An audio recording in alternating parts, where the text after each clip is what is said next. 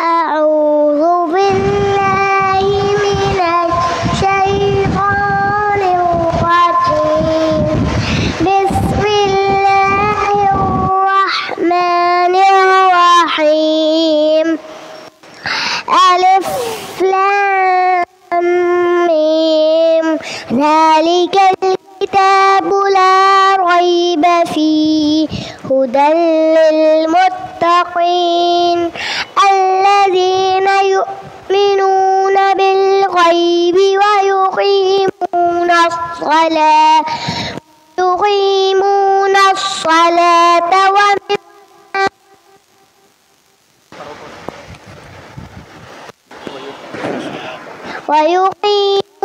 الصلاة ومما رزقناهم ينفقون والذين يؤمنون بالغيب بما أنزل إليك وما أنزل من قبلك وبالآخرة هم يوقنون أولئك على هدى من ربهم وأولئك هم المفلحون صدق الله العظيم.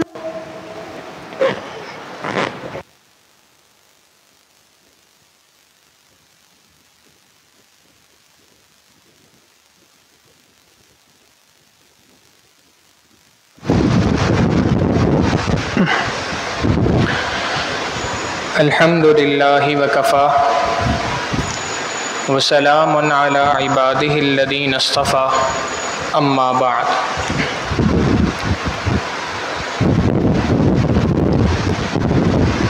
گزشتہ درس میں سورۃ الفاتحہ سے متعلق باتیں مکمل ہوئی تھیں اور اس کا خلاصہ یہ ہے کہ سورۃ الفاتحہ پورے کے پورے قرآن کریم کا خلاصہ ہے. اس کی ابتدائی 3 آیتوں کے اندر اللہ رب العزت نے اپنی تعریف کو بیان فرمایا، اپنی حمد و ثنا کو بیان فرمایا، اور اس سے اگلی آیت میں اللہ رب العزت نے اپنا بندوں کے ساتھ جو تعلق ہے اس تعلق کو بیان فرمایا. ایاک نعبد و ایاک نستعین، کہ اللہ کا اپنے بندوں کے ساتھ جو تعلق ہے وہ ایک معبود اور عابد کا تعلق ہے. عبادت کرنے والا بندہ ہے اور جس کی عبادت کی جاتی ہے وہ معبود ہے.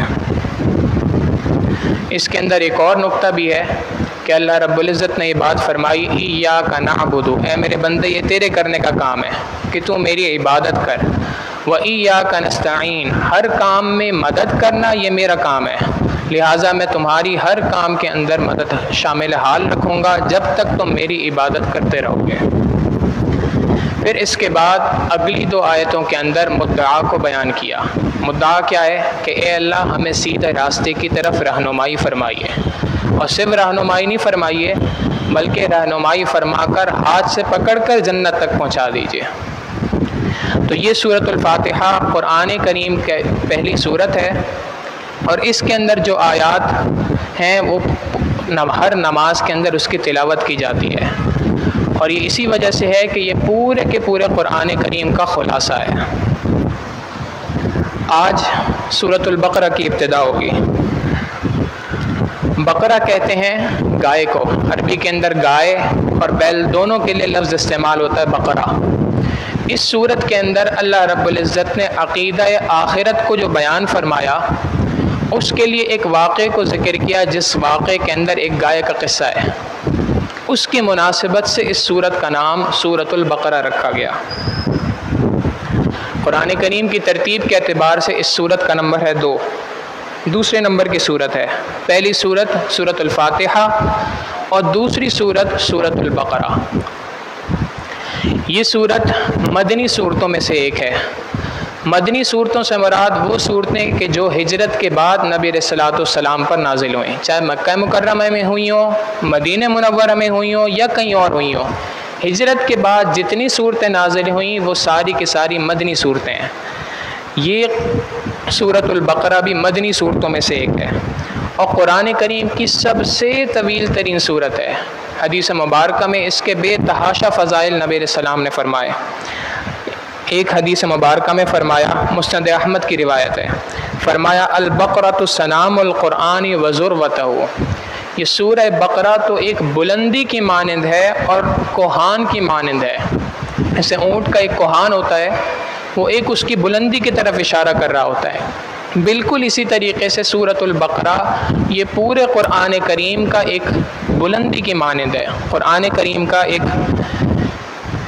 مغز ہے، نچوڑ ہے۔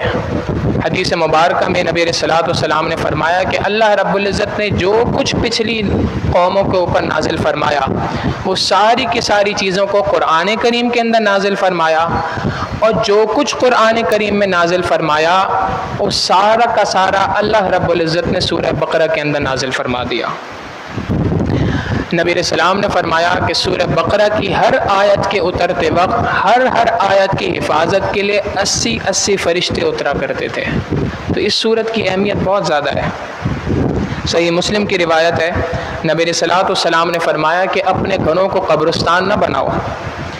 کیا معنی؟ فرمایا جس گھر کے اندر سورہ بقرہ پڑھی جائے وہاں سے شیطان بھاگ جاتا ہے، لہٰذا اپنے گھروں میں قرآن کریم کی تلاوت کرو، بالخصوص سورہ بقرہ کی تلاوت کرو۔ اس سورہ بقرہ کی تلاوت سے شیطانی اثرات کا گھر سے سارے خاتمہ ہو جاتا ہے۔ لہٰذا ہمارے مشائخ نے لکھا اگر کسی گھر کے اوپر جادو کے اثرات ہوں، اس گھر کے اوپر یقین کامل کے ساتھ سورہ بقرہ کو پڑھا جائے، اللہ رب العزت جادو کے اثرات سے اس گھر کی حفاظت فرما دیتے ہیں۔ ایک اور روایت میں نبی علیہ الصلوۃ والسلام نے فرمایا کہ قیامت کے دن سورہ بقرہ اور سورہ آل عمران یہ دو سائبان کے مانند ہوں گی، دو سایہ کرنے والی چیزوں کے مانند ہوں گی، اور جو کوئی بھی ان دونوں صورتوں کو پڑھنے والا ہوگا یہ دو صورتیں ان کے لیے قیامت کے دن اللہ رب العزت کے دربار میں سفارش کریں گی۔ تو اس سورت بقرہ کو دوسری تمام صورتوں کے اوپر ایک فضیلت حاصل ہے کہ اللہ کے محبوب صلی اللہ علیہ وسلم اور ان کے صحابہ کے نزدیک جو عظمت اس صورت کی تھی وہ دیگر صورتوں کی نظر نہیں آتی، لہٰذا اس صورت کی ایک بہت زیادہ اہمیت ہے۔ اس کی ابتدا اللہ رب العزت نے فرمائی الف لام میم، یہ الف لام میم حروف مقطعات میں سے ہے۔ یہ کل 19 صورتوں کے شروع میں اس طرح کے الفاظ آئے ہیں، کہیں پہ الف لام میم، کہیں پہ الف لام را، کہیں پہ نون کاف ہا یا عین صاد، اس طرح کے مختلف الفاظ مختلف صورتوں کے شروع میں آئے ہیں، 19 صورتوں کے شروع میں آئے ہیں۔ ان تمام حروف کو حروف مقطعات کہا جاتا ہے۔ اس کے بارے میں ہمارا عقیدہ یہ ہے کہ ان حروف مقطعات کے معنی اللہ رب العزت ہی بہتر جانتے ہیں۔ ان کے کیا معنی ہیں انسانوں کو اس کا علم نہیں دیا گیا، اللہ رب العزت کے پاس اس کا علم ہے، تاہم اللہ رب العزت نے اس کا علم اپنے محبوب صلی اللہ علیہ وسلم کو بھی عطا فرمایا تھا۔ تو یہ نبی علیہ الصلوۃ والسلام اور اللہ رب العزت ایک پہلا معنی اس کا یہ ہے کہ حروف مقطعات کی تعداد کل 14 ہے، 14 حروف ہیں جو اللہ رب العزت نے استعمال فرمائے ہیں۔ حروف تہجی عربی کے اندر کل 28 ہیں، 29 حروف تہجی ہیں، ان میں سے حمزہ اور الف دونوں ایک ہی ہیں، تو ان دونوں کو اگر ایک شمار کر لیا جائے تو حروف تہجی کی تعداد بنتی ہے 28۔ اللہ رب العزت نے ان میں سے 14 حروف کو حروف مقطعات کے لیے استعمال فرمایا۔ یہ اس زمانے کے اندر اللہ رب العزت نے قرآن کو نازل فرمایا کہ جو عربوں کے ہاں فصاحت و بلاغت کا بہت اعلیٰ مقام رکھتا تھا۔ اس زمانے کے اندر عربوں کو اپنے اوپر ناز ہوتا تھا، ہم جیسا کلام دنیا میں کوئی نہیں لا سکتا، ہم جیسی شاعری کرتے ہیں دنیا میں ایسی شاعری کوئی نہیں کر سکتا۔ اللہ رب العزت نے 28 حروف میں سے 14 حروف، آدھے حروف کو استعمال کر کے ان کو چیلنج دے دیا۔ اگر تم یہ سمجھتے ہو کہ یہ کتاب اللہ رب العزت کی طرف سے نہیں ہے، بندے نے اپنی طرف سے گھڑ لی ہے، تو 14 حروف سے میں نے کچھ حروف بنا دیے ہیں، کچھ الفاظ بنا دیے ہیں، تم بھی ذرا انہی سے ملتے جلتے الفاظ بقیہ 14 حروف سے بنا کے دکھاؤ۔ اگر تم اسی طرح کے حروف مقطعات سے ملتے جلتے الفاظ بنا لو گے، سمجھ آ جائے گی بات، یہ بندے کا کلام ہے، اللہ کا کلام نہیں ہے۔ اور اگر تم ایسا کام نہیں کر سکتے تو سمجھ لو کہ یہ کلام اللہ رب العزت ہی کی طرف سے ہے اپنے بندوں کے نام پر۔ تو پہلا معنی یہ ہے کہ یہ حروف مقطعات اللہ رب العزت کی طرف سے چیلنج ہے عربوں کے نام پر، ان لوگوں کے نام پہ جو یہ بات کہتے ہیں کہ قرآن کریم کسی بندے کا لکھا ہوا کلام ہے، اللہ کی طرف سے نازل نہیں ہوا۔ دوسرا معنی یہ ابن عباس رضی اللہ تعالیٰ عنہ فرماتے ہیں، ان کی تفسیر ہے، وہ فرماتے ہیں ہی من اسماء اللہ تعالی، یہ اللہ رب العزت کے صفاتی ناموں میں سے کچھ نام ہیں، جیسے اللہ تعالیٰ کا نام ہے رحمان، رحیم، یہ سارے صفاتی نام ہیں۔ اسی طرح سے جتنے حروف مقطعات ہیں یہ سارے کے سارے اللہ رب العزت کی طرف سے نام ہیں، یہ اللہ رب العزت کے نام ہیں۔ تیسرا معنی کہ حروف مقطعات در حقیقت مخفف ہیں، ایبریویشنز ہیں۔ آپ دیکھیں مختلف الفاظ ہوتے ہیں جن کے صرف ابتدائی حروف کو لکھا جاتا ہے، اس سے اس بات کی طرف اشارہ ہو جاتا ہے۔ ہمارے ملک میں کیا ہے، جبریل علیہ الصلاۃ والسلام کے واسطے سے نبی علیہ الصلاۃ والسلام کے اوپر، بعض لوگوں نے اس سے دوسرے الفاظ مراد لیے۔ کسی نے کہا کہ الف سے مراد آلاء اللہ، اللہ تعالیٰ کی نعمتیں ہیں، لام سے مراد لطف اللہ، اللہ تعالیٰ کی مہربانیاں، اور میم سے مراد ملک اللہ، اللہ رب العزت کی بادشاہت۔ معنی یہ ہوگا کہ اس صورت کی ابتدا میں بھی اللہ رب العزت اپنی تعریف بیان فرما رہے ہیں کہ نعمتیں بھی اللہ رب العزت کے لیے ہیں، مہربانیاں بھی اللہ رب العزت کے لیے ہیں، اور بادشاہتیں بھی اللہ رب العزت ہی کے لیے ہیں۔ مگر اس میں سب سے بہترین کلام امام ربانی مجدد الفسانی رحمۃ اللہ علیہ نے فرمایا، اور یہ 5واں معنی ہے۔ وہ فرماتے ہیں کہ قرآن کریم در حقیقت ایک محبت کی داستان ہے۔ اللہ رب العزت نے اس قرآن کریم کو ایک محبت کی داستان بنایا ہے، اور اللہ رب العزت نے اس قرآن کریم کے ذریعے سے اپنے بندوں کو ایک آبجیکٹو دیا ہے کہ میرے بندوں اس پورے قرآن کریم کا اگر خلاصہ نکالو تو وہ خلاصہ محبت الہی ہے، اللہ رب العزت سے ٹوٹ کر محبت کرنا ہے، یہ پورا قرآن کریم کا خلاصہ ہے۔ تو یہ پورا قرآن کریم داستان عشق ہے، عشق کی داستانیں ہیں اس کے اندر۔ کہیں پر اللہ رب العزت نے ابراہیم علیہ السلام کی محبت کا تذکرہ کیا، کہیں موسیٰ علیہ السلام کا تذکرہ کیا، کہیں دیگر انبیاء کا تذکرہ کیا، کہیں نبی علیہ السلام کا تذکرہ کیا۔ تو یہ پورا کا پورا قرآن کریم داستان عشق ہے۔ اس عشق کی داستان کی اللہ رب العزت نے سمری اور خلاصہ ابتدا کے اندر بیان فرما دی کہ تم اس قرآن کریم کو پڑھنے جا رہے ہو، اپنے ذہن میں ایک آبجیکٹو کو رکھنا، ایک ٹارگٹ کو رکھنا کہ یہ قرآن کریم سمجھنے کا مقصد اللہ رب العزت کی محبت کو حاصل کرنا ہے۔ وہ فرماتے ہیں الف سے مراد حقیقت احمدی ہے، نبی علیہ الصلوۃ والسلام کی ذات مبارک، اور لام سے مراد خلت ابراہیم ہے، حضرت ابراہیم علیہ السلام کا مقام ہے، اور میم سے مراد موسیٰ علیہ السلام کا مقام ہے۔ اللہ رب العزت شروع کے اندر بندے کو بتانا جا رہے ہیں کہ میرے بندوں تم مجھ سے محبت کا دعویٰ کرنا چاہتے ہو، تم مجھ سے محبت کرنا چاہتے ہو، اس قرآن کریم کا خلاصہ بھی میری ہی محبت ہے۔ اس محبت کے اندر تمہارے لیے ایک معیار میں نے مقرر کر دیا، ایک اسٹینڈرڈ مقرر کر دیا، وہ ہے میرے محبوب صلی اللہ علیہ وسلم کی ذات مبارکہ، اور اس کے بعد اگر کوئی ہے تو وہ میرے خلیل ابراہیم علیہ السلام کا مقام ہے، اس کے بعد اگر کوئی مقام ہے تو وہ میرے کلیم اللہ موسیٰ علیہ السلام کا مقام ہے۔ لہٰذا تم جب اس قرآن کریم کو پڑھنا شروع کر رہے ہو تو اپنے دل کی نیتوں کو درست کر لو، اس بات کی نیت کر لو کہ اے اللہ اس قرآن کریم کو پڑھنے اور اس کے سمجھنے سے میری جو نیت ہے وہ آپ کی محبت کو حاصل کرنا ہے. جیسی نیت ہوتی ہے اللہ رب العزت کو ویسی مراد عطا فرما دیتے ہیں. آگے اللہ رب العزت فرماتے ہیں ذالک الکتاب لا ریب فیہ، یہ وہ کتاب ہے کہ جس کے اندر کسی قسم کا کوئی شک و شبہ نہیں ہے.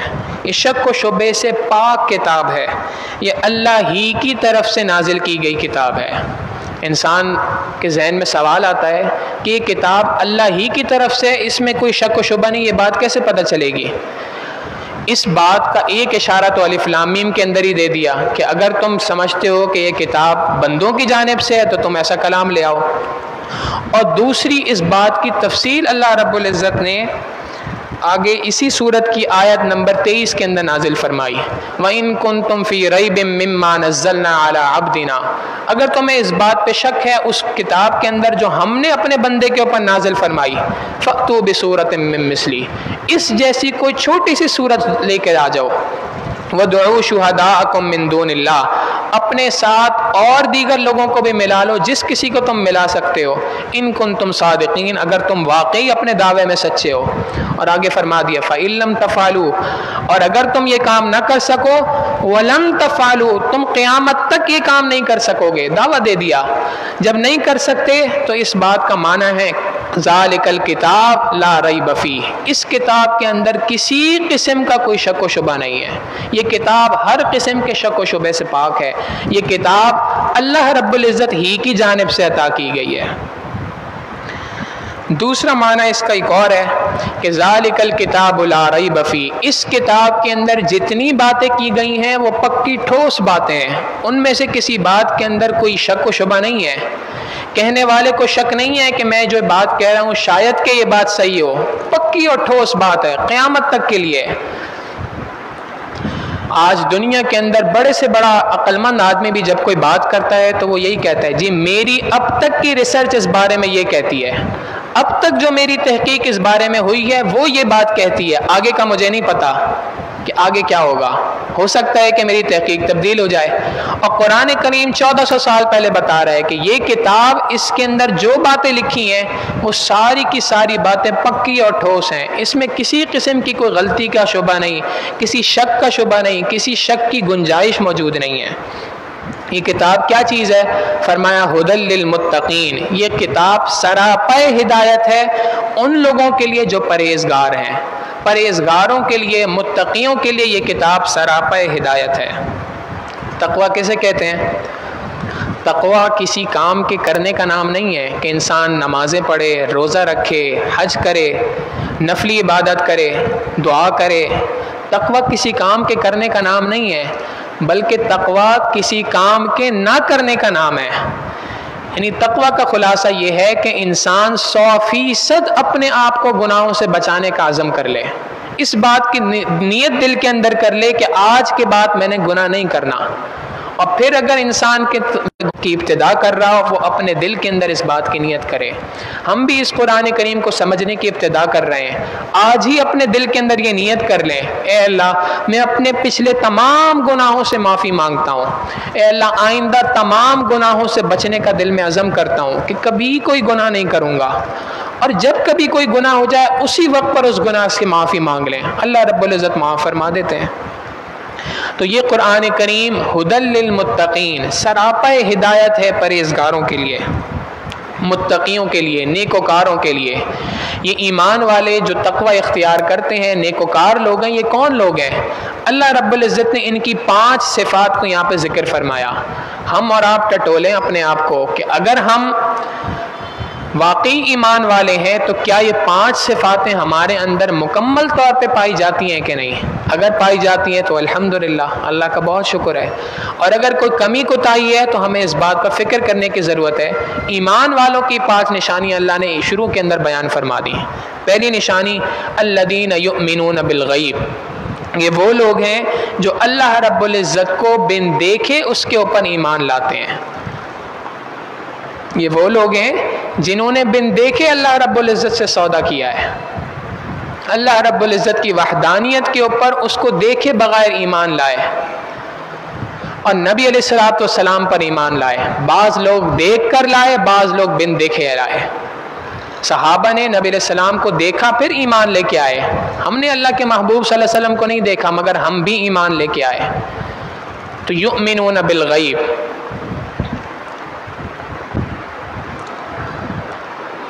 بعض لوگ نبی علیہ السلام کو دیکھ کر ایمان لائے اور ہم لوگ نبی علیہ السلام کو بن دیکھے ان پر ایمان رکھتے ہیں.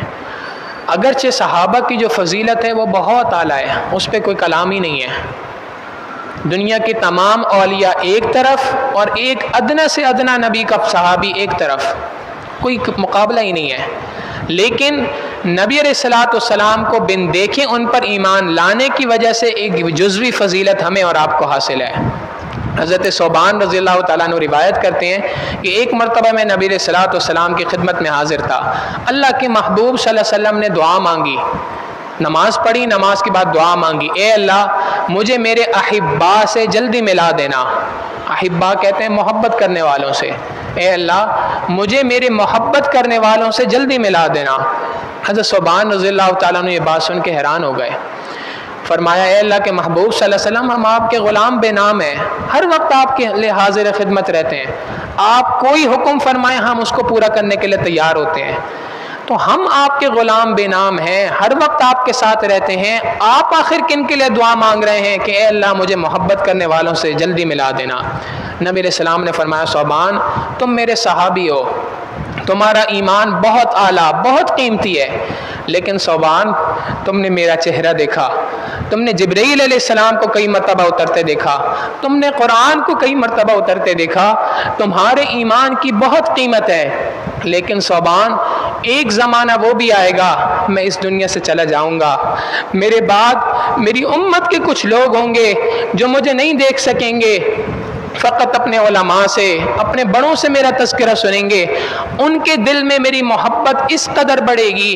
ثوبان اگر انہیں اس بات کا اختیار دے دیا جاتا اولادوں کو بیچ کر قیامت کے دن وہ میرا دیدار کر سکیں، ثوبان وہ میری محبت کی خاطر یہ بھی کر گزرتے، اولادوں کو بیچ کر وہ میرے دیدار کی نیت کر لیتے. میں ان کے لیے اداس ہوں اور کہہ رہا ہوں اللہ مجھے ان محبت کرنے والوں سے جلدی ملا دینا. تو اللہ رب العزت کو ہم نے جو بن دیکھے مانا، نبی علیہ الصلوۃ والسلام کو بن دیکھے مانا، اس کی بہت بڑی قیمت اللہ رب العزت نے لگائی ہے. یہ چھوٹا سودا نہیں ہے، یہ سستا سودا نہیں ہے، بہت قیمتی سودا ہے. ہارون رشید کا زمانہ ہے. ہارون رشید مسلمانوں کا نیک بادشاہ تھا. اسی کے زمانے میں اسی کی بیوی تھی زبیدہ خاتون، وہ بھی بہت بڑی نیک اور اللہ والی تھی. ایک مرتبہ بادشاہ اور اس کی بیوی ملکہ جو تھی یہ نہر کے کنارے ذرا واک کرتے ہوئے نکلے. آگے گئے تو انہوں نے دیکھا کہ انہی کے زمانے کا ایک مجذوب قسم کے آدمی تھے، اللہ والے تھے. ان کا نام تھا بہلول دانا رحمۃ اللہ علیہ. دیکھنے میں بڑے مجذوب آدمی لگتے تھے لیکن تھے بڑے اللہ والے. تو بادشاہ نے دیکھا کہ وہ مٹی سے کھیل رہے ہیں اور مٹی سے مختلف قسم کے کھلونے بنا رہا ہے. تو بادشاہ نے جا کے سلام کیا، السلام علیکم. وعلیکم السلام. بہلول کیا حال ہے؟ ٹھیک ہے بادشاہ سلامت. کیا کر رہے ہو؟ بادشاہ سلامت مٹی کے گھر بنا رہا ہوں، ان کو بیچ رہا ہوں، جو ان کو خریدے گا اس کے لیے دعا کروں گا، اس گھر کے بدلے اللہ اس کو جنت کے اندر گھر عطا فرمائے. بادشاہ نے کہا بہلول کیا قیمت ہے؟ کہا بادشاہ سلامت 1 دینار. بادشاہ نے کہا کہ یہ اس وقت پہ سٹیایا ہوا ہے بیچارہ اور اپنی دھن کے اندر مگن ہے. بادشاہ مسکراتا ہوا آگے چلا گیا کہ اس کو اپنا کام کرنے دو. پیچھے اس کی بیوی زبیدہ بھی آئی، اس نے بھی دیکھا، پوچھا بہلول کیا کر رہے ہو؟ مٹی کا گھر بنا رہا ہوں، جو اس کو خریدے گا اس کے لیے دعا کروں گا، اللہ اس کے بدلے جنت کے اندر اس کو گھر عطا فرمائیں گے. بہلول کیا قیمت ہے؟ ملکہ صاحبہ 1 دینار. زبیدہ نے 1 دینار دیا اور گھر خرید لیا اور آگے چلی گئی. رات کو اب بادشاہ اپنی بستر کے اوپر آیا، سو گیا. خواب میں دیکھتا ہے کہ جنت کے اندر کھڑا ہے اور ایک بہت ہی عالیشان ماربل کا سفید سنگ مرمر کا ایک محل ہے، بہت ہی شاندار خوبصورت قسم کا بے جوڑ موتیوں سے بنا ہوا محل ہے، اور اس کے اوپر تختی لگی ہوئی زبیدہ، یہ اس کے سامنے کھڑا ہے. تو اس نے چاہا کہ میری بیوی کا گھر ہے، چلو میں اس کے اندر داخل ہوتا ہوں۔ اندر داخل ہونے کی کوشش کی۔ جب اندر داخل ہونے لگا تو وہاں پر ایک چوکیدار تھا، فرشتہ تھا، اس نے روک لیا، جناب آپ اندر نہیں جا سکتے۔ اس نے کہا کہ جی اس کے اوپر نام میری بیوی کا لکھا ہے تو میں کیوں نہیں جا سکتا؟ اس نے کہا کہ جناب دنیا کے اصول کچھ اور ہیں، یہاں کے اصول کچھ اور ہیں۔ یہاں کا اصول یہ ہے کہ جس کا نام لکھا ہے وہی جا سکتا ہے، کوئی دوسرا نہیں جا سکتا۔ اتنے میں بادشاہ کی آنکھ کھل گئی، وہ واقعہ سارا ذہن میں گھوم گیا، بڑی پچھتاہٹ ہوئی، بڑی افسوس ہوا اس بات کے اوپر کہ میری بیوی مجھ سے آگے نکل گئی، میں اس کام کے اندر پیچھے رہ گیا۔ اب پھر دوبارہ سے وقت کا انتظار کرتا رہا کہ شام ہوئے، میں اسی جگہ پہ دوبارہ جاؤں اور دیکھوں بہلول اگر بیٹھا ہوگا تو اس سے ایک مٹی کا گھر خرید لوں گا۔ اب شام کا وقت ہوا، بادشاہ سلامت واک کے لیے دوبارہ نکلے نہر کے کنارے، دیکھا وہیں پہ بہلول بیٹھا ہے اور اسی طریقے سے مٹی کا گھر بنا رہا ہے۔ جب بادشاہ نے اس کو دیکھا تو خوش ہو گیا، جان میں جان آئی گیا، بہلول کیا کر رہے ہو؟ بادشاہ سلامت مٹی کا گھر بنا رہا ہوں، جو اس کو خریدے گا دعا کروں گا اللہ رب العزت اس کے بدلے اس کو جو ہے وہ جنت کے اندر محل عطا فرمائے۔ بہلول کیا قیمت ہے؟ بادشاہ سلامت پوری دنیا کی بادشاہت۔ بہلول کل تو قیمت 1 دینار تھی، آج پوری دنیا کی بادشاہت جو میں دے بھی نہیں سکتا ہوں۔ بہلول نے کہا بادشاہ سلامت کل بن دیکھے کا سودا تھا، آج دیکھنے کے بعد کا سودا ہے۔ کل اور آج کی قیمت میں جو فرق ہے وہ فرق صرف اس وجہ سے ہے کہ کل آپ نے دیکھا نہیں تھا، آج دیکھنے کے بعد فیصلہ کر رہے ہیں۔ تو اللہ رب العزت کو ہم نے جو بن دیکھے مانا ہے، نبی علیہ الصلوۃ والسلام کی رسالت پر بن دیکھے ایمان لائے ہیں، اللہ رب العزت نے اس کی بہت بڑی قیمت لگائی ہے۔ آج کفر اس بات کے اوپر ڈٹا ہوا ہے کسی طریقے سے ایمان والوں سے ان کے ایمان کو سلب کر لیا جائے، مختلف قسم کے ہتھ کنڈے اس کے لیے استعمال ہو رہے ہیں، اور یہ قرب قیامت کے وقت میں سے ایک وقت ہے۔ نبی علیہ الصلوۃ والسلام نے فرمایا حدیث مبارکہ میں کہ آخری زمانہ فتنوں کا زمانہ ہوگا، اتنے فتنے ہوں گے کہ ایک شخص صبح کو مومن ہوگا، شام کو وہی شخص کافر ہو جائے گا، شام کو مومن ہوگا، صبح کو وہی شخص کافر ہو جائے گا۔ تو یہ زمانہ اتنا خطرناک زمانہ ہے، اور آج کے اس زمانے کے اندر کفر اس بات پر ڈٹا ہوا ہے ایمان والوں سے کسی طریقے سے ان کے ایمان کو ہتھیا لیا جائے، ان کے ایمان کو کسی طریقے سے ان سے سلب کر لیا جائے، مختلف قسم کے ہتھ کنڈے اس کے لیے استعمال کیے جا رہے ہیں۔ آج ضرورت اس بات کی ہے کہ ہم اپنے اس ایمان کی اہمیت کو سمجھیں، یہ اس دنیا کی سب سے بڑی قیمت ہے، جان چلی جائے ایمان ہاتھ سے نہیں جانا چاہیے۔ اس ایمان کی خاطر جان کا سودا کر لینا یہ بہت سستا سودا ہے۔ تو اس ایمان کی فکر کریں اور اس ایمان کو بنانے کی فکر کریں۔ تو پہلی نشانی یؤمنون بالغیب، اللہ رب العزت کو بن دیکھے یہ مانتے ہیں۔ ویقیمون الصلاۃ، اور نماز کو قائم کرتے ہیں۔ یہ نہیں فرمایا کہ نماز پڑھتے ہیں، نماز تو ہر شخص پڑھتا ہے، ہماری مسجد میں اتنے نمازی ہیں الحمدللہ، ہر نماز میں کھڑے ہوتے ہیں، پڑھنے والے تو بے تحاشا ہیں، مگر فرمایا وَيُقِيمُونَ الصَّلَاةَ، نماز کو قائم کرتے ہیں۔ قائم کرنے سے کیا مراد ہے؟ قائم کرنے سے مراد یہ ہے کہ ہر نماز سے پہلے اچھی طرح سے وضو کرتے ہیں، ہر نماز کو با جماعت ادا کرتے ہیں، گھر کے اندر ادا نہیں کرتے، تکبیر اولیٰ کے ساتھ جماعت کے ساتھ ادا کرتے ہیں، ہر نماز کو خشوع و خضوع کے ساتھ ادا کرتے ہیں، امام کے پیچھے ادا کرتے ہیں۔ یہ تمام کے تمام معنی جس بندے کی نماز میں جمع ہو جائیں اس کی نماز قائم کرنا کہلائے گی، اور جس کے اندر یہ سارے معنی تب جمع نہ ہوں اس کی نماز قائم کرنا نہیں کہلائے گی، اس کی نماز پڑھنا کہلائے گی۔ نماز پڑھنے میں اور نماز قائم کرنے میں بڑا فرق ہے۔ آج ہمارا حال یہ ہے کہ اول تو نماز پڑھتے ہی نہیں ہے 5 وقت کی، اگر نماز 5 وقت کی پڑھ لی تو جماعت کے ساتھ تکبیر اولیٰ کے ساتھ نہیں پڑھتے، چند نمازیں مسجد میں پڑھ لیں، چند نمازیں گھر پہ پڑھ لیں۔ 5 وقت کی نماز کو جماعت کے ساتھ تکبیر اولیٰ کے ساتھ مسجد کے اندر پڑھنے کی پابندی کریں، اور اگر جماعت کے ساتھ پڑھ بھی لیں تو سنتوں کی رعایت کرنا، نماز کے واجبات کی رعایت کرنا، فرائض کی رعایت کرنا، اس بات کا احساس ہی دل کے اندر پیدا نہیں ہوتا۔ ہم نماز پڑھ رہے ہوتے ہیں، کتنے لوگ ہوتے ہیں کئی مرتبہ دل دکھتا ہے، برابر میں کھڑے ہوتے ہیں، نماز پڑھتے پڑھتے اس مسجد کے اندر بال سفید ہو گئے، سالوں سے نماز پڑھ رہے ہیں مگر نماز کے اندر یہ نہیں پتا کہ ہاتھ کہاں باندھنے ہیں، کبھی پوچھا ہی نہیں کسی عالم سے، کبھی کسی مفتی سے پوچھا ہی نہیں کہ نماز کے اندر ہاتھ کہاں پر باندھنے چاہیے، کبھی پوچھا ہی نہیں کہ رکوع کے اندر کس حد تک جھکنا ضروری ہے، کس حد تک جھکنے سے رکوع ادا ہوگا، اس سے کم جھکیں گے تو رکوع ادا ہی نہیں ہوگا۔ کئی لوگ رکوع سے کھڑے ہو کے سجدے میں اتنی سپیڈ سے جاتے ہیں کہ اس سے ان کا ایک واجب چھوٹ جاتا ہے، نماز ہی نہیں ہوتی ہے اور ان کو پتہ ہی نہیں ہوتا اس بات کا۔ تو ضرورت اس بات کی ہے کہ صرف نماز پڑھنی نہیں ہے، نماز کو قائم کرنا ہے۔ یہ ایمان والوں کی نشانیوں میں سے دوسری بڑی نشانی ہے۔ ہر نماز کو اچھی طرح سے وضو کر کے، وضو کے مسائل کو سیکھیں، نماز کے مسائل کو سیکھیں، نماز کو اچھی طرح سے اپنے وقت پر خشوع و خضوع کے ساتھ باجماعت تکبیر اولیٰ کے ساتھ مسجد کے اندر پڑھنا، یہ ہے نماز کا قائم کرنا۔ اور تیسری نشانی فرمائی وَمِمَّا رَزَقْنَاهُمْ يُنْفِقُونَ، جو رزق ہم نے انہیں عطا کیا ہے اس میں سے ہمارے راستے کے اندر خرچ کرتے ہیں۔ اللہ رب العزت فرماتے ہیں رزق ہم نے عطا کیا ہے، بندے نے اپنے زور اور اپنی محنت سے نہیں حاصل کیا، اللہ رب العزت نے عطا کیا ہے۔ تو جب اللہ رب العزت نے عطا کیا ہے تو اس کے حکم پر اس کو خرچ کرنا یہ بھی انسان کے لیے ضروری ہے۔ خرچ کرنے سے مراد زکوٰۃ ادا کرنا، عشر ادا کرنا، پھر اس کے بعد صدقات اور نفلی صدقات کا ادا کرنا، یہ سارا کا سارا اس کے اندر شامل ہے۔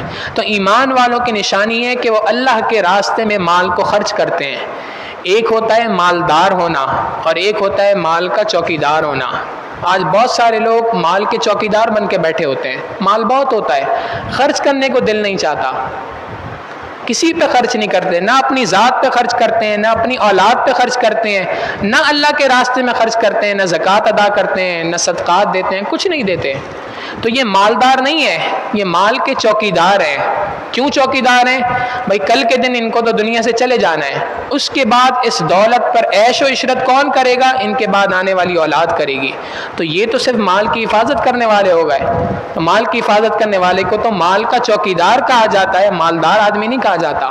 مالدار کہتے اس کو ہیں جو اللہ رب العزت کے راستے میں بے تحاشا خرچ کرتا ہو۔ تین نشانیاں فرما دی۔ پہلی نشانی اللہ رب العزت پر بن دیکھے ایمان لاتے ہیں۔ ایمان لانے کا کیا معنی ہے؟ ایمان لانے کا معنی یہ ہے کہ زبان سے اقرار کرتے ہیں اور دل کے اندر اس کی تصدیق کرتے ہیں۔ اگر کوئی شخص صرف زبان سے اقرار کرے کہ میں اللہ کو ایک مانتا ہوں، نبی علیہ السلام کو آخری نبی مانتا ہوں، دل سے اس کا اقرار نہ کرے تو یہ شخص ایمان والا نہیں کہلائے گا، یہ منافق کہلائے گا۔ اور اگر کوئی شخص زبان سے بھی اقرار نہیں کرتا تو وہ تو کافر ہے۔ تو زبان سے بھی اقرار کرتے ہیں، دل کے اندر بھی اس بات کی تصدیق دل سے بھی کرتے ہیں۔ امام ربانی مجدد الفسانی رحمۃ اللہ علیہ نے ایک بہت خوبصورت بات لکھی ہے۔ وہ فرماتے ہیں کہ ایمان کی ایک صورت ہے اور ایک حقیقت ہے۔ ایمان کی صورت یہ ہے کہ انسان اللہ رب العزت کے اوپر ایمان لاتا ہے تو اس کا زبان سے اقرار کرتا ہے اور دل کے اندر اس کی تصدیق کرتا ہے، یہ ایمان کی صورت ہے۔ اور ایمان کی حقیقت کیا ہے کہ انسان کو اطمینان نفس حاصل ہو جائے، نفس مطمئنہ حاصل ہو جائے۔ نفس مطمئنہ کس کو کہتے ہیں؟ کہ انسان کی جو خواہشات ہیں وہ ساری کی ساری خواہشات شریعت کے مطابق ہو جائیں، انسان سراپے شریعت کے مطابق ہو جائے، یہ ایمان کی حقیقت ہے، یہ مطلوب ہے ہر شخص سے۔ نبی علیہ السلام نے فرمایا لا یؤمن احدکم، تم میں سے کوئی شخص مومن نہیں ہو سکتا حتی یکون ہواہ تبعا لما جئت بہ، یہاں تک کہ اس کی تمام کی تمام خواہشات اس چیز کے تابع نہ ہو جائیں کہ جو میں لے کر آیا ہوں۔ جو نبی علیہ الصلوۃ والسلام لے کے آئے یعنی شریعت محمدی صلی اللہ علیہ وسلم، اس شریعت کے تابع انسان کی خواہشات جب ہو جائیں، یہ ایمان کی حقیقت ہے۔ جب تک یہ حقیقت حاصل نہیں ہوئی تو یہ صرف ایمان کی صورت ہے، ایمان کی حقیقت دل کے اندر موجود نہیں ہے۔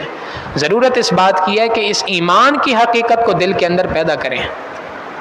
تو پہلی نشانی اللہ رب العزت پر بن دیکھے ایمان لاتے ہیں۔ دوسری نشانی نماز کو قائم کرتے ہیں۔ تیسری نشانی اللہ رب العزت کے راستے میں خرچ کرتے ہیں۔ چوتھی نشانی اللہ رب العزت فرماتے ہیں والذین یؤمنون بما انزل الیک، یہ وہ لوگ ہیں جو ایمان لاتے ہیں اس چیز پر جو آپ پر اے محبوب صلی اللہ علیہ وسلم آپ پر نازل کی گئی۔ نبی علیہ السلام پر کیا نازل کیا گیا؟ نبی علیہ الصلوۃ والسلام نے خود اس کی تشریح فرمائی، ابو داؤد شریف کی روایت ہے، فرمایا انی اوتیت القرآن ومثلہ معہ، مجھے اللہ رب العزت نے قرآن کریم بھی عطا فرمایا اور احادیث مبارکہ بھی عطا فرمائی۔ حدیث مبارکہ ہے، حدیث میں اور قرآن کریم میں صرف ایک فرق ہے، فرق یہ ہے کہ اگر مفہوم اور الفاظ دونوں کے دونوں اللہ رب العزت کی جانب سے ہوں تو وہ قرآن کریم کہلاتا ہے، اور اگر مفہوم اللہ کی جانب سے ہو، الفاظ نبی علیہ السلام کے اپنے ہوں تو اس کو حدیث مبارکہ کہا جاتا ہے۔ مگر دونوں کے دونوں اللہ رب العزت ہی کی جانب سے احکامات ہیں، یہ احکامات نبی نے اپنی طرف سے نہیں کہے، اللہ رب العزت ہی کی طرف سے فیصلہ ہوتا ہے۔ والذین یؤمنون بما انزل الیک، یہ وہ لوگ ہیں جو ایمان لاتے ہیں اس چیز پر جو اے محبوب آپ پر نازل کی گئی، اور کس پر ایمان لاتے ہیں؟ وما انزل من قبلک، ان کتابوں پر بھی ایمان لاتے ہیں جو آپ سے پہلے نازل کی گئی تھی، یعنی تورات پر، زبور پر، جتنی کتابیں اللہ رب العزت نے اس سے پہلے نازل فرمائیں اپنے انبیاء پر، ہم ان تمام کتابوں پر ایمان لاتے ہیں۔ یہاں پر ایک نقطہ ذہن میں رکھیں، اللہ رب العزت نے فرمایا اے محبوب یہ ایمان والے وہ ہیں کہ جو نبی علیہ الصلوۃ والسلام پر جو نازل ہوا اس پر ایمان لاتے ہیں، اور جو کچھ نبی علیہ السلام سے پہلے نازل ہوا اس پر ایمان لاتے ہیں۔ وما انزل من قبلک، یہ نہیں کہا وما انزل من قبلک وما انزل من بعدک، اس چیز پر بھی ایمان لاتے ہیں جو آپ سے پہلے نازل ہوئی، اس چیز پر بھی ایمان لاتے ہیں جو آپ کے بعد نازل ہوئی، یہ نہیں کہا، بلکہ فرمایا جو کتابیں آپ سے پہلے نازل کی گئیں ان پر ایمان لاتے ہیں۔ یعنی کہنے کا مقصد یہ ہے کہ آپ کے بعد اس نبوت کا دروازہ ہمیشہ کے لیے بند ہو گیا ہے، لہٰذا آپ کے بعد کوئی نبی دنیا کے اندر نہیں آئے گا، کوئی نیا نبی آپ کے بعد دنیا میں پیدا نہیں ہوگا، چاہے وہ یہ اس بات کا دعویٰ کرے جیسے مرزا غلام احمد قادیانی بدبخت نے کیا تھا کہ جی میں نبی علیہ الصلوۃ والسلام کی شریعت کا تابع نبی ہوں، نعوذ باللہ من ذالک، میں نبی تو ہوں لیکن تابع کس کا ہوں؟ نبی علیہ السلام کی شریعت کا۔ اگر ایسا کسی نبی نے آنا ہوتا اللہ رب العزت فرما دیتے کہ یہ وہ لوگ ہیں کہ جو ایمان لاتے ہیں آپ پر اور ان کتابوں پر جو آپ سے پہلے نازل ہوئی اور ان کتابوں پر جو آپ کے بعد نازل ہوئی، لیکن اللہ نے یہ نہیں فرمایا، گویا اس قرآن کریم کی ابتدا ہی میں اللہ رب العزت نے ختم نبوت پر مہر لگا دی کہ میرے محبوب صلی اللہ علیہ وسلم آپ کے بعد دنیا کے اندر کوئی نبی نہیں آئے گا۔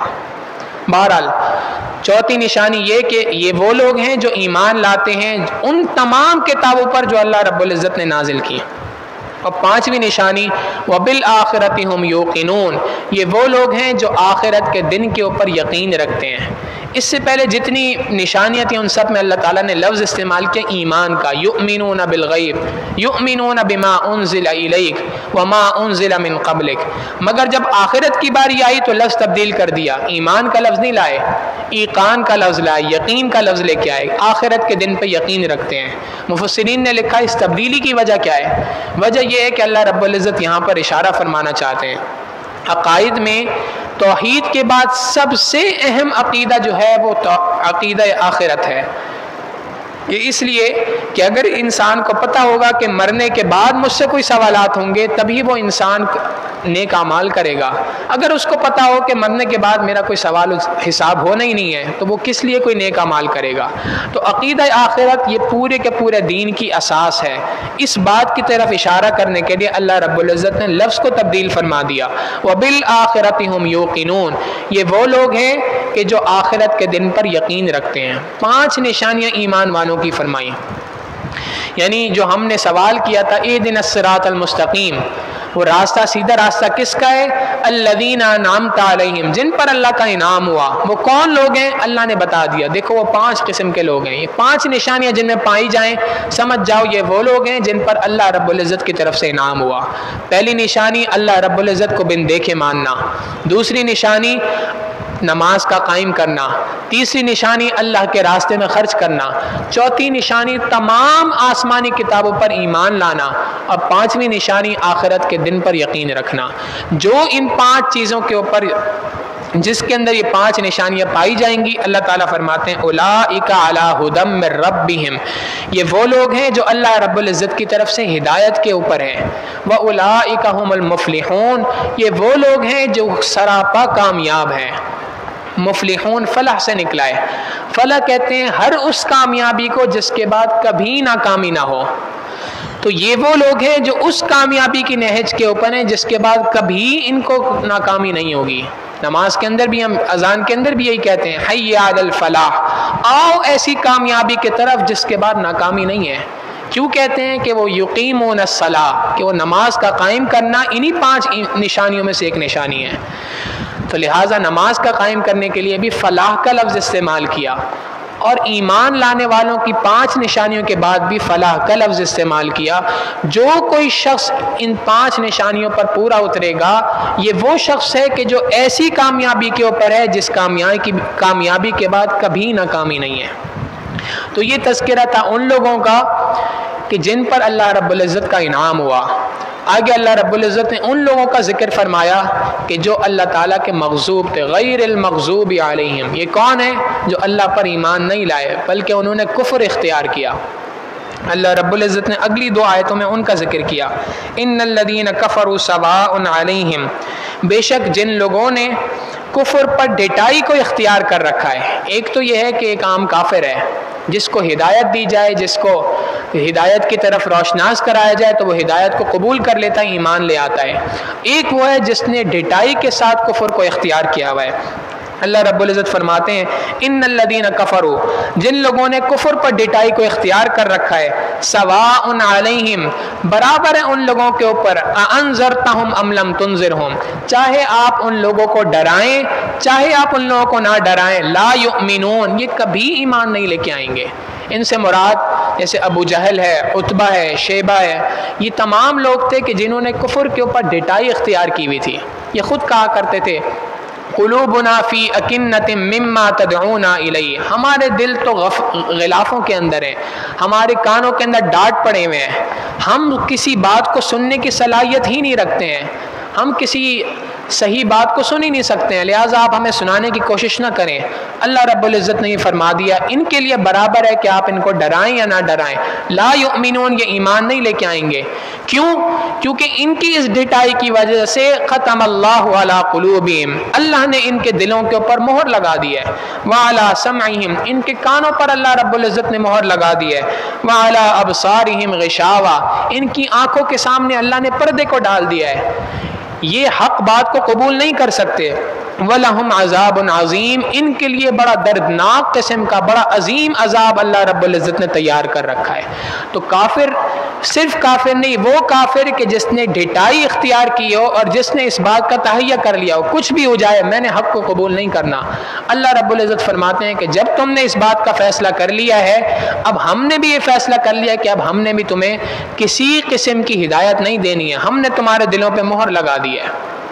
یہاں پر ایک آخری مسئلے کے اوپر بات کر کے بات کو مکمل کریں گے، اور وہ مسئلہ ہے مسئلہ تقدیر کا۔ مسئلہ یہ ہے کہ ہمارا عقیدہ ہے کہ اللہ رب العزت نے جو کچھ اس دنیا کے اندر ہونا ہے ان سب چیزوں کو پہلے سے لکھ دیا ہے۔ جیسے اللہ رب العزت نے یہاں پہ بھی فرما دیا کہ وہ لوگ ہیں جو کبھی ایمان نہیں لے کے آئیں گے، ان کے بارے میں بات لکھ دی ہے۔ اب انسان کے دل میں سوال پیدا ہوتا ہے کہ اگر اللہ رب العزت نے ہر بات پہلے سے لکھ دی ہے تو میرے عمل کرنے کا کیا فائدہ؟ اگر میں ایمان لایا ہوں تو یہ تو اللہ رب العزت نے لکھا ہوا تھا پہلے سے، اور جس کسی نے جو کوئی ایمان نہیں لے کے آیا، جو کوئی نیک اعمال نہیں کر رہا، تو اللہ تعالیٰ نے یہ بات تو پہلے سے لکھ دی تھی، میرے نیک اعمال کرنے کا کیا فائدہ؟ اس کا آسان ترین جواب حضرت امام اہل سنت حضرت مولانا سرفراز خان صفدر صاحب رحمہ اللہ نے بہت خوبصورت دیا۔ وہ فرماتے ہیں کہ باپ کئی مرتبہ اپنی اولاد کو کہتا ہے کہ اگر تم نے یہ کام کیا تو میں تمہیں بہت سخت سزا دوں گا، اور یہ کام کیا تو میں تمہیں بہت انعام دوں گا۔ اور بچہ کہتا ہے ٹھیک ہے، پھر بیوی کو کہتا ہے دیکھنا یہ ایسے ہی کرے گا۔ یعنی باپ کو اپنی بیٹے کی خصلتوں کا پتہ ہوتا ہے، اس خصلتوں کی وجہ سے پہلے سے بتا دیتا ہے کہ یہ بندہ یہ بچہ یہ کام ایسے کرے گا۔ اللہ رب العزت تو علیم بذات الصدور ہے، سینوں کے بھید جاننے والے ہیں۔ اللہ تعالیٰ نے ہر بندے کو اختیار دیا ہے، چاہے تو وہ نیکی کو اختیار کرے، چاہے تو وہ کفر کو اختیار کرے، مگر اللہ رب العزت اس بات کو پہلے سے جانتے ہیں کون نیکی کی طرف آئے گا، کون کفر کی طرف آئے گا، لہٰذا اللہ رب العزت نے اس کو پہلے سے لکھ دیا ہے۔ ہمیں اس بارے میں یہ بات نہیں سوچنی چاہیے کہ اللہ تعالیٰ نے یہ بات پہلے سے لکھ دی ہے، ہمارے عمل کرنے کا کیا فائدہ، ہم کوشش کریں گے تو اس کوشش پر ہمیں ثواب ملے گا۔ تو اللہ رب العزت سے ہم نے دعا کی تھی اہدنا الصراط المستقیم، اے اللہ سیدھا راستہ دکھا دیجئے۔ تو سیدھا راستہ ان لوگوں کا ہے جن پر اللہ کا انعام ہوا، ان کی 5 نشانیاں اللہ نے بیان فرما دی۔ پھر وہ لوگ کہ جن سے ہم نے پناہ مانگی تھی، اے اللہ مغضوب قسم کے لوگ جن پر آپ کا غضب نازل ہوا، ہمیں ان سے پناہ عطا فرما، اللہ نے ان کا بھی ذکر کر دیا ہے، وہ ہیں جو کفر پر ڈٹائی اختیار کیے ہوئے ہیں۔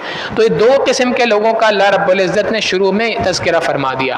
پھر تیسرے قسم کے لوگ ہیں جن کا تذکرہ اگلے رکوع سے ہے، وہ ہیں ولضالین، جو گمراہ ہیں، جنہوں نے زبان سے تو اقرار کیا ہے مگر دل کے اندر انہوں نے ایمان ان کے دل کے اندر نہیں ہے، یہ وہ لوگ ہیں جو منافق علی حبیبہ سیدنا محمد وآلہ واصحابہ اجمعین برحمتک یا ارحم الراحمین۔